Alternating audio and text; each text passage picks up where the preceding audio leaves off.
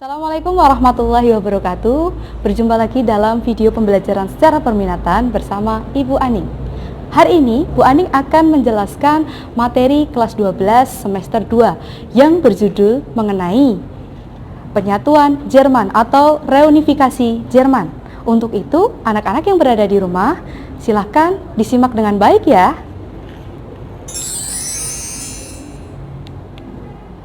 Reunifikasi Jerman. Anak-anak bisa melihat gambar di samping. Itu menceritakan ketika abad 20, Jerman muncul sebagai kekuatan yang besar. Yang sebelumnya Jerman sudah mengalami kekalahan, kemudian dia bangkit lagi, lalu dia mencoba menginvasi negara-negara lain untuk dikuasai. Nah, akibat dari dia menginvasi negara-negara lainnya itu mengakibatkan munculnya Perang Dunia I dan Perang Dunia II. Untuk itu, Jerman terpecah menjadi beberapa bagian ya. Untuk slide berikutnya, Bu Aning akan menjelaskan mengenai proses terpecahnya Jerman. Nah, ini tadi sudah saya jelaskan, Jerman menginvasi negara tetangganya yang dianggap musuh, kemudian tindakannya itu menyebabkan Perang Dunia I dan Perang Dunia II.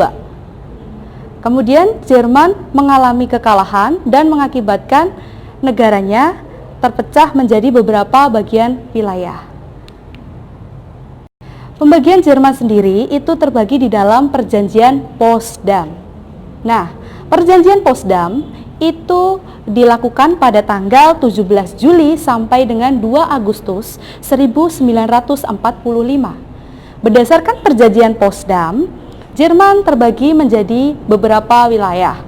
Yang pertama, kekuasaan Amerika, kemudian yang kedua diambil oleh Uni Soviet, yang ketiga diambil oleh Inggris, dan yang keempat diambil oleh Prancis. Anak-anakku pecinta sejarah yang berbahagia, untuk slide yang berikutnya, Bu Aning akan menjelaskan mengenai peta Jerman Barat dan Jerman Timur. Oke. Jerman Barat itu beribu kota di Bonn. Kemudian sedangkan Jerman Timur itu beribu kota di Berlin. Nah, anak-anak bisa melihat ya. Di Bonn itu untuk Jerman Barat yang peta bagian warna biru, sedangkan yang Jerman Timur warnanya merah, itu ibu kotanya di Berlin. Jadi waktu itu Jerman terbagi menjadi dua ya. Kemudian untuk slide berikutnya, Bu Aning akan menjelaskan mengenai sistem pemerintahan Jerman. Seiring berjalannya waktu, Amerika Serikat, Inggris, dan Perancis mulai bergabung menjadi satu untuk mendirikan Republik Federal Jerman atau yang disebut dengan Jerman Barat. Sedangkan Uni Soviet itu lebih memilih berdiri sendiri dengan nama Republik Demokratik Jerman atau biasa dikenal dengan Jerman Timur. Untuk slide berikutnya yaitu Tembok Berlin. Kalau kita berbicara mengenai reunifikasi Jerman atau penyatuan Jerman, pasti berkaitan dengan Tembok Berlin.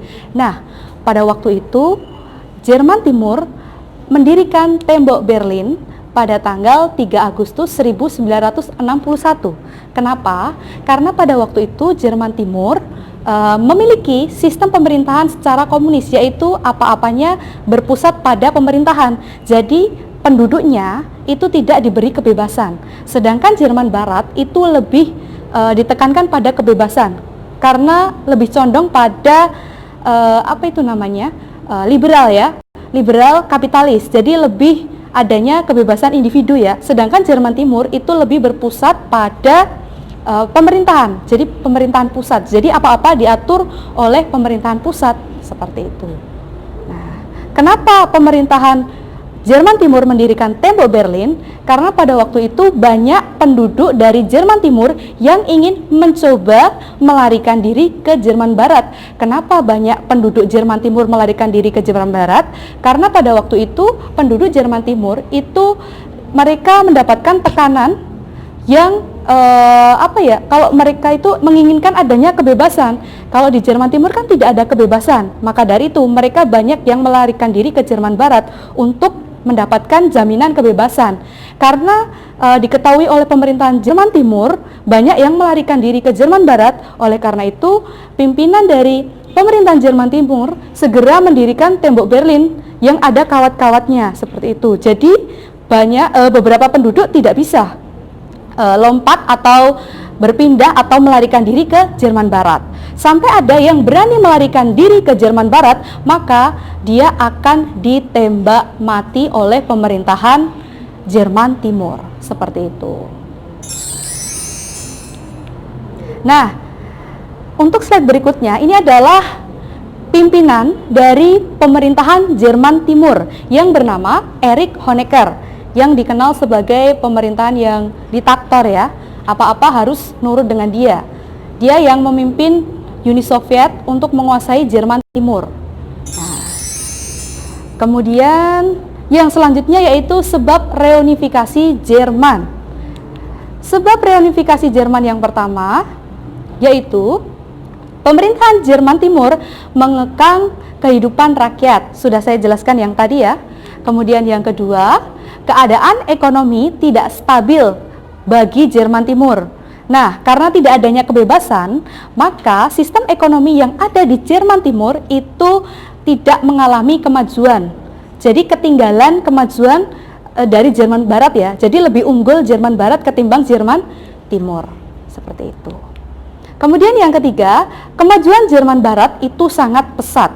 Karena apa-apa tidak dibatasi. Di situ pengusaha, kemudian bangsawan dan sebagainya, raja itu diberi kebebasan untuk melakukan aktivitasnya. Sedangkan di Jerman Timur itu semua harus dibatasi ya, semua harus bilang ke pemerintahan pusat. Jadi tidak ada ruang gerak yang bebas seperti Jerman Timur. Jadi mereka di Jerman Timur itu, di Jerman Barat ya, di Jerman Timur itu tidak bisa mengeksplorasi dirinya untuk mendapatkan kebebasan seperti di Jerman Barat. Nah, makanya tadi udah dijelaskan oleh Bu Aning, banyak penduduk Jerman Timur yang melarikan diri ke Jerman Barat. Untuk apa? Untuk mendapatkan kebebasan. Nah, untuk slide berikutnya yaitu adanya kunjungan dari Mikhail Gorbachev.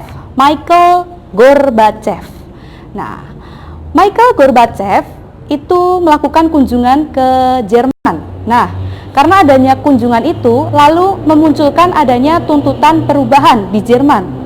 Jadi Mikhail Gorbachev ini memberikan kayak solusi ya, ayo kita harus berubah, jangan terfokuskan kepada pemerintahan pusat saja, kayak gitu.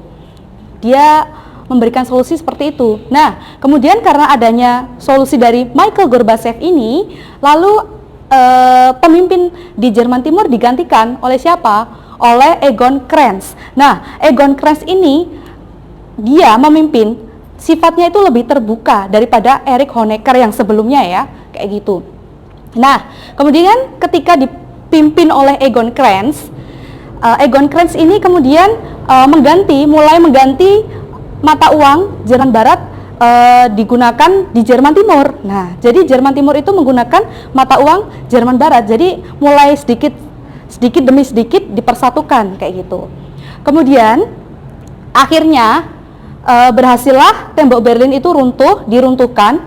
Lah, reunifikasi Jerman itu mulai disatukan antara Jerman Barat dengan Jerman Timur dengan ditandai yaitu dirobohkan atau dihancurkannya tembok Berlin pada tanggal 8 November 1989. Nah, kemudian yang selanjutnya setelah tembok Berlin runtuh, lalu diadakan pertemuan 2+4.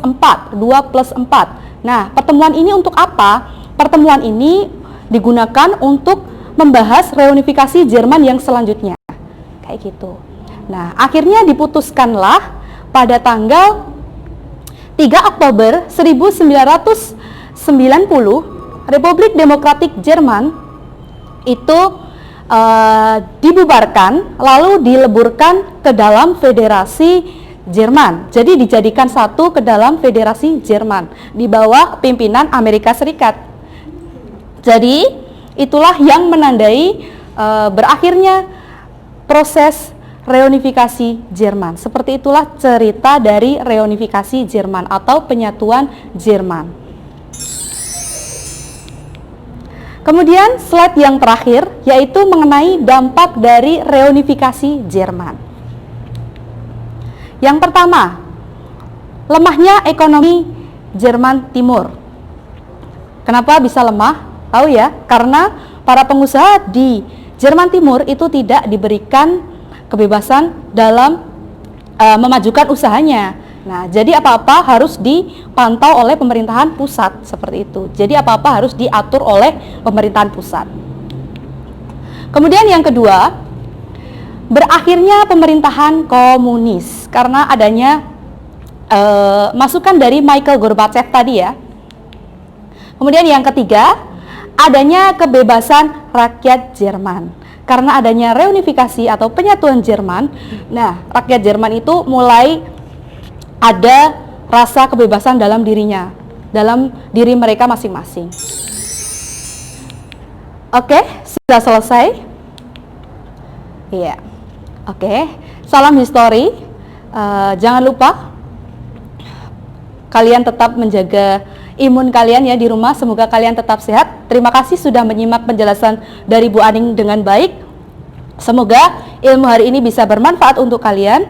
Apabila Bu Aning ada salah, mohon dimaafkan, karena setiap manusia pasti ada salahnya ya.